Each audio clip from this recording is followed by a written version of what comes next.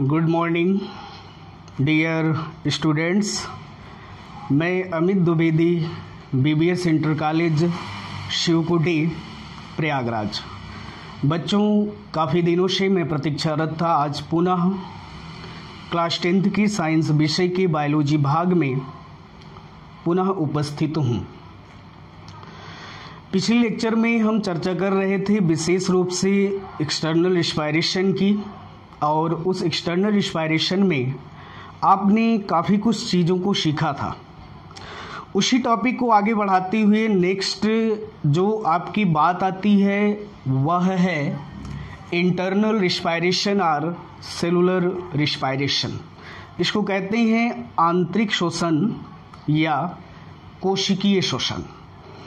जैसे शब्द से स्पष्ट है, कोशिकीय शोषण यानी जीवों की सेल्स में होने वाली जो प्रक्रिया होती है, यानी कहने का मतलब कि जीवों की कोशिकाओं में ग्लूकोज के ऑक्सीकरण, जीवों की कोशिकाओं में ग्लूकोज के ऑक्सीकरण से ऊर्जा तथा CO2 का बनना, ऊर्जा तथा CO2 का बनना विशेष रूप से आपका कहलाता है सेलुलर रिस्पायरेशन, या जिसे आप कहते हैं इंटरनल रिस्पायरेशन या सेलुलर रिस्पायरेशन। हिंदी में कहा जाता है इसे कोशिकीय शोषण। तो इंटरनल रिस्पायरेशन और सेलुलर रिस्पायरेशन जो होता है यह जीवों में दो प्रकार का होता है। सबसे पहला यहाँ पर है एरोबिक रिस्पायरेशन और दूसरा यहाँ पर है एनएरोबिक रिस्पायरेशन। तो सबसे पहली जो बात यहाँ पर आती है वह है आपकी एरोबिक रिस्पायरेशन। इसको कहते हैं ऑक्सीशोषण। जैसे शब्द से स्पष्ट है, इस शोषण के लिए किसकी आवश्यकता होती है? O2 की आवश्यकता होती है। यानी ऑक्सीजन की उपस्थिति में ग्लूकोज के अणुओं का पूर्ण जो विखंडन है वह विशेष रूप से आपका कहलाता है ऑक्सीशोषण कहलाता है। और ऑक्सीशोषण की जो प्रक्रिया होती है बेटा, ये विशेष रूप से साइटोप्लाज्म और माइटोकॉन्ड्रिया में क्या होती है? संपन्न होती है। इस क्रिया में विशेष रूप से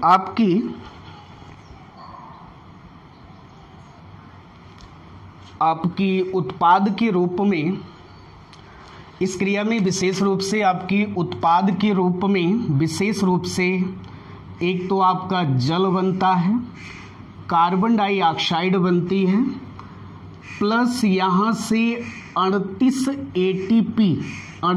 ATP ऊर्जा भी क्या होती है? मुक्त होती है। एक तो जल, दूसरा कार्बन डाइऑक्साइड और 38 ATP ऊर्जा मुक्त होती है। ये 38 ATP ऊर्जा कैसे मुक्त होती है, आगे इसकी मैकेनिज्म में हम आपको बताएंगे कि किस प्रकार से जो एरोबिक रिस्पायरेशन है इसमें 38 ATP ऊर्जा कैसे एक ग्लूकोज के अणुओं के विखंडन से विशेष रूप से मुक्त होती है। कैसे एक ग्लूकोज के अणुओं के विखंडन से 38 ATP ऊर्जा क्या होती है? मुक्त होती है। दूसरा यहाँ पर है बेटा आपका एनएरोबिक रिस्पायरेशन। जैसे शब्द से स्पष्ट है, अनाक्सी शोषण। शोषण की वह प्रक्रिया जिसमें ऑक्सीजन की अनुपस्थिति होती है, यानी ऐसी रासायनिक अभिक्रिया जो ऑक्सीजन की अनुपस्थिति में ऐसी रासायनिक अभिक्रिया जो ऑक्सीजन की अनुपस्थिति में संपन्न होती है, और इस क्रिया में ग्लूकोज के अणुओं का अपूर्ण विखंडन होता है। क्योंकि किसी भी कार्बनिक पदार्थ को तोड़ने के लिए क्या चाहिए? ऑक्सीजन चाहिए, और इस प्रक्रिया में ऑक्सीजन की अनुपस्थिति होती है। यानी ये प्रक्रिया जो अनाक्सी शोषण है यह ऑक्सीजन की अनुपस्थिति में क्या होती है? संपन्न होती है। और जब इसमें ऑक्सीजन नहीं है तो स्वाभाविक है इस प्रक्रिया में ग्लूकोज का जो है अपूर्ण ऑक्सीकरण होता है या अपूर्ण इसका विखंडन होता है। अनाक्षी शोषण में शोषण की वह प्रक्रिया जो ऑक्सीजन की अनुपस्थिति में संपन्न होती है तथा जिस क्रिया में ग्लूकोज के अणुओं का अपूर्ण विखंडन होता है उसे हम विशेष रूप से कहते हैं अनाक्षी शोषण। अनाक्षी शोषण का जो अंतिम उत्पाद होता है विशेष रूप से बेटा एथिल अल्कोहल होता है। क्या होता है? Ethyl alcohol.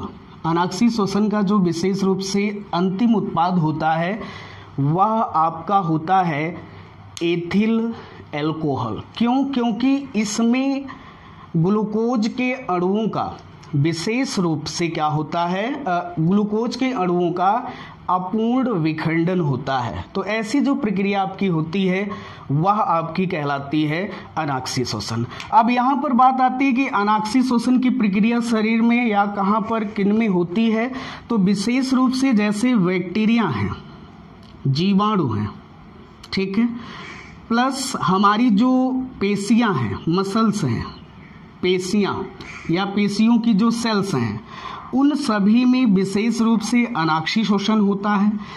तो पेशियों में जो अनाक्षी शोषण होता है, तो अनाक्षी शोषण के कारण कभी कभी होता है कि आपकी मसल्स में या पेशियों में क्या होने लगता है, पेन्स होने लगता है। इसको आगे हम बताएंगे क्यों ऐसा क्यों मांसपेशियों में पेन उत्पन्न होता है, उसके लिए बॉडी में एक अम्ल बनता है, आगे हम इसकी चर्चा करेंगे।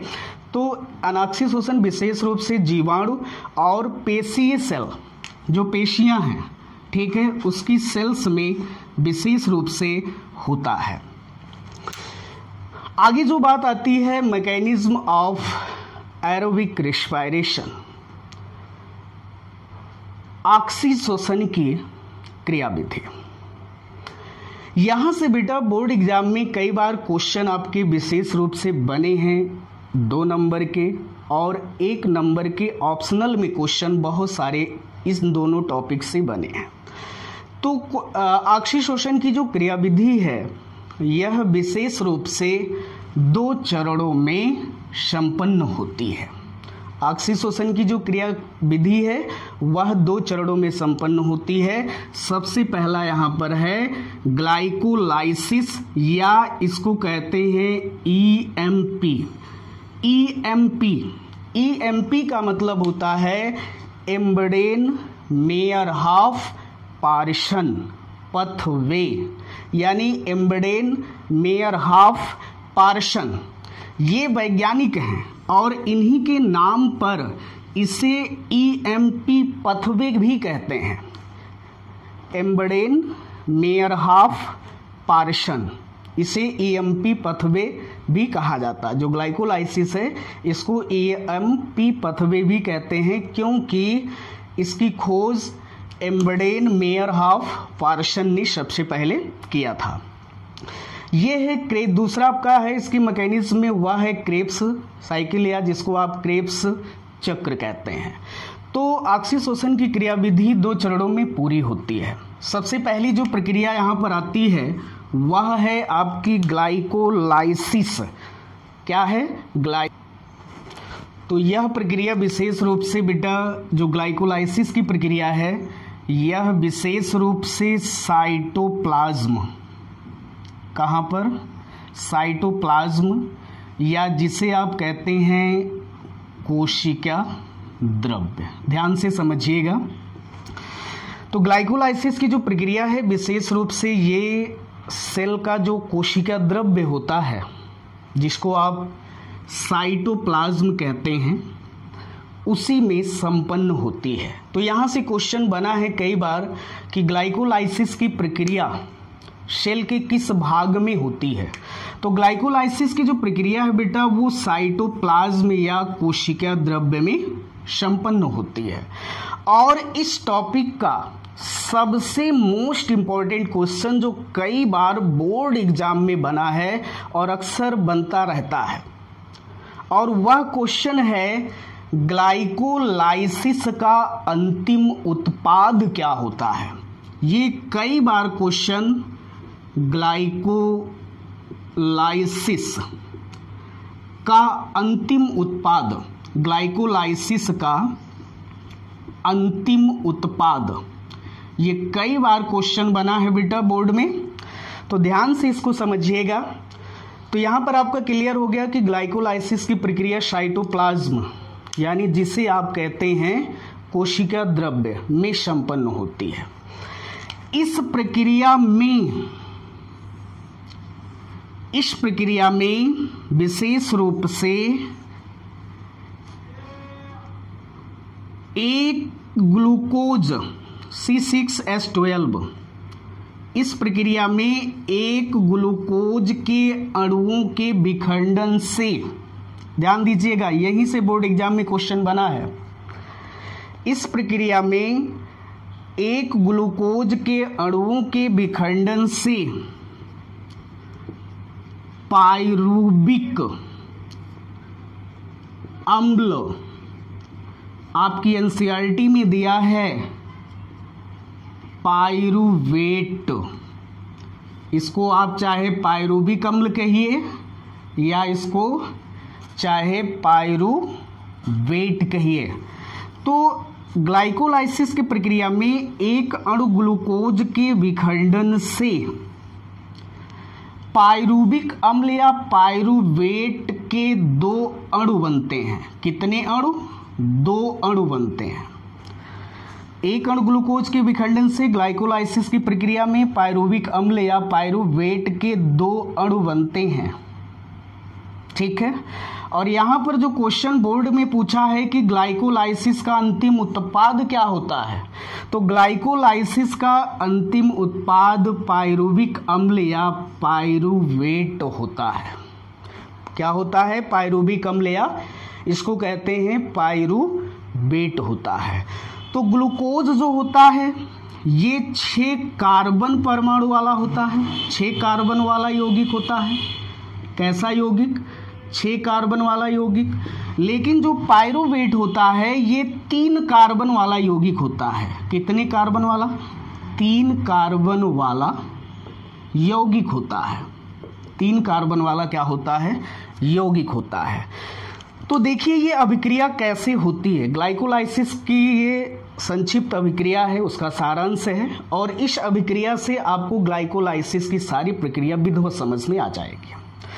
तो सारी चीजें आपने यहाँ पर सीखा कि ये क्रिया यहाँ पर होती है और इसका अंतिम उत्पाद पाइरूविक अम्ल होता है।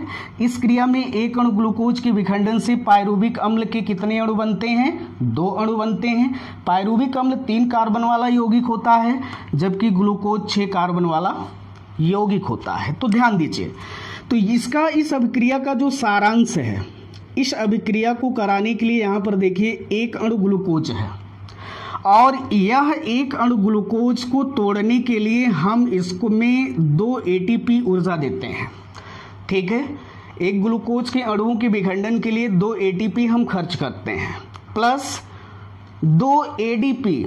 एटीपी आप जानते हैं adenosine triphosphate, ADP adenosine diphosphate, plus 2 NAD nicotinamide adenine dinucleotide, plus phosphoric अम्ल H3PO4, इसको फास्फोरिक अम्ल कहते हैं। तो ग्लूकोज के अणुओं का विखंडन जब होता है, ठीक है, 2 ATP, 2 ADP, 2 NAD और फास्फोरिक अम्ल। ठीक है, तो इस अभिक्रिया में क्या होता है? पाइरूविक अम्ल के 2 अणु बनते हैं। ये पाइरूविक अम्ल है, पाइरूविक अम्ल, ये पाइरूविक अम्ल का सूत्र है। तो यहाँ पर एक अणु ग्लूकोज के विखंडन से 2 पाइरूविक अम्ल बनते हैं, प्लस ग्लाइकोलाइसिस की प्रक्रिया में 4 एटीपी, ध्यान दीजिएगा इस प्रक्रिया में 4 एटीपी अणु बनते हैं। अभी ध्यान दीजिएगा, इस प्रक्रिया में साफ साफ यहाँ पर 4 एटीपी अणु बने, लेकिन आपने अभिक्रिया को कराने में 2 एटीपी अणु पहले से प्रयुक्त किया है। तो 2 एटीपी अगर आपने खर्च किया है, प्राप्ति आपको 4 एटीपी की हो रही है, तो स्वाभाविक है मूल प्राप्ति आपकी कितना होगी? 2 एटीपी की। किसकी होगी? 2 एटीपी अणुओं की होगी, क्योंकि 2 आपने अभिक्रिया को कराने में खर्च किया। और बन कितना रहा है? 4 एटीपी बन रहा है। ठीक है, क्या बन रहा है 4 ATP, तो 2 आपने खर्च किया, प्राप्ति 4 की हुई, तो मुख्य प्राप्ति कितना हुई 2 आपने खर्चा किया है। ठीक है, तो मुख्य जो है ये आपका 2 ATP बना, प्लस ये जो NAD है, NAD जब ये प्रक्रिया होती है तो उस समय हाइड्रोजन आयन H+ आयन मुक्त होते हैं, और H+ आयन जब मुक्त होते हैं तो NAD हो सकता है, NAD या NADP, इसको कहते हैं निकोटिनामाइड एडेनिन डाइन्यूक्लियोटाइड फास्फेट।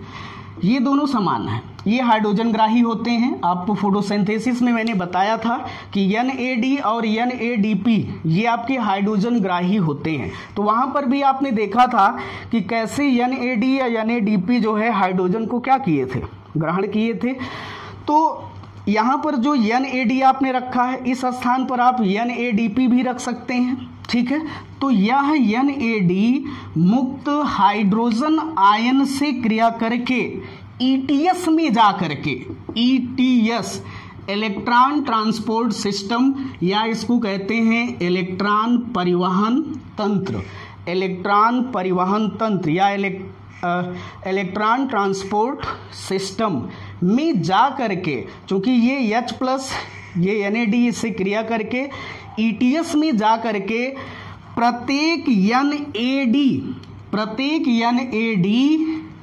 या NADP ये प्रत्येक, ठीक है, यानी एक NAD या एक NADP H2 क्या करते हैं 3 ATP बनाते हैं, 3 ATP। तो यहाँ पर देखिए आपका 2 NADH2 है, या यहाँ पर हो सकता था आपका, अगर यहाँ पर आपने लिया होता NADP DP, तो यहाँ पर हो जाता NADPH2। तो कितना है यहाँ पर 2 है, तो एक यानी प्रत्येक मैंने बताया, तो एक आपका 3 ATP ETS में बनाएगा, मुक्त करेगा, इलेक्ट्रॉन ट्रांसपोर्ट सिस्टम में 3 ATP एक करेगा। तो यहाँ पर 2 है, तो 3 दुआएं क्या हुआ 6, ठीक है, 3 3 6 हुआ, विशेष रूप से कितना हुआ 6 हुआ। और यहाँ पर आपको कितना ATP मिला है 2 ATP और ये 6, टोटल कितने हुए 8 ATP। ठीक है, बनते तो यहाँ पर 10 हैं, 10 ATP हुए, लेकिन 2 आपने अभिक्रिया को कराने में खर्च किया था, तो प्राप्ति आपको 2 की हुई, तो 6 2 8, ये 8 हो गए। ठीक है, 6 2 8, मूल जो है कितने ATP बनते हैं ग्लाइकोलाइसिस में 8 बनते हैं। ठीक है, आशा है कि समझ में आ रहा होगा। कितने बने 8 ATP, 2 आपके यहाँ से बन गए थे, क्योंकि 2 आपने यहाँ पर किया था खर्च, तो 4 यहाँ बने, तो 4 में से आपने 2 घटाया तो 2 यहाँ हुआ। और प्रत्येक NADH2 जो है ये 3 ATP का निर्माण कहाँ पर करेगा ETS में करता है, और इलेक्ट्रॉन ट्रांसपोर्ट सिस्टम में तो 2 NAD है, तो ये कितने ATP का निर्माण करेगा, एक 3 कर रहा है तो 2 कितना करेगा 6 करेगा, तो 6 ATP यहाँ से हो गया और 2 ATP यहाँ पर। तो ग्लाइकोलाइसिस की संपूर्ण प्रक्रिया में आपके कितने ATP बनते हैं टोटल, और टोटल जो ATP बनते हैं ग्लाइकोलाइसिस में वो आपके 8 ATP, कितने 8 ATP अणु की प्राप्ति होती है ग्लाइकोलाइसिस में। इसी के संदर्भ में आगे की हम चर्चा करते हैं। तो ये ग्लाइकोलाइसिस था आपका।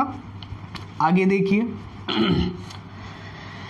दूसरी जो प्रक्रिया आपकी आती है बेटा वह है क्रेब्स चक्र। क्रेब्स चक्र या इसको क्रेब्स साइकिल कहते हैं, इसको क्रेब्स चक्र या क्रेब्स साइकिल कहते हैं। तो यह प्रक्रिया विशेष रूप से कहाँ पर माइटोकॉन्ड्रिया में, माइटोकॉन्ड्रिया में संपन्न होती है। माइटोकॉन्ड्रिया के किस भाग में, आधार द्रव्य में, आधार द्रव्य यानी मैट्रिक्स में। कहाँ पर मैट्रिक्स में। याद हो बेटा 9th में आपको बताया गया था कि माइटोकॉन्ड्रिया के मैट्रिक्स में ऑक्सीश्वसन से संबंधित एंजाइम्स पाए जाते हैं, इसलिए क्रेब्स चक्र की सारी प्रक्रियाएं माइटोकॉन्ड्रिया के किस में संपन्न होती है? मैट्रिक्स में संपन्न होती है। तो ध्यान दीजिए, तो ये क्रिया माइटोकॉन्ड्रिया में और ये क्रिया विशेष रूप से साइटोप्लाज्म या कोशिका द्रव्य में क्या होती है? संपन्न होती है। तो माइटोकॉन्ड्रिया के आधार द्रव्य में क्रेब्स चक्र की प्रक्रिया होती है। और इस प्रक्रिया में होता क्या है? अभी आपने ग्लाइकोलाइसिस पढ़ा और ग्लाइकोलाइसिस की प्रक्रिया होने के बाद ही क्रेब्स चक्र की प्रक्रिया प्रारंभ होती है। ठीक है, तो ग्लाइकोलाइसिस में आपने बनाया था पायरुविक अम्ल, क्योंकि उसका अंतिम उत्पाद आपका क्या था? पायरुविक अम्ल, या इसको आपने नाम दिया था पायरुवेट नाम दिया था। तो पायरुविक अम्ल के कितने अणु बने थे? 2 अणु पायरुविक अम्ल के। और पायरुविक अम्ल कितने कार्बन वाला होता है? 3 कार्बन वाला होता है। तो इस प्रक्रिया में होता क्या है बेटा कि जो पायरुविक अम्ल है, इस पायरुविक अम्ल का क्रमबद्ध रूप में एक चक्र के माध्यम से, ठीक है, ये पायरुविक अम्ल का क्या होता है? इसका विखंडन होता है। तो ध्यान दीजिए, ये पायरुविक अम्ल विशेष रूप से क्रेब्स चक्र में प्रवेश से पहले, ये जो पायरुवेट है ये क्रेब्स चक्र में प्रवेश से पहले, पायरुवेट क्रेब्स चक्र की प्रक्रिया में भाग लेने से पहले ये पायरुवेट क्या करता है? Acetyl coenzyme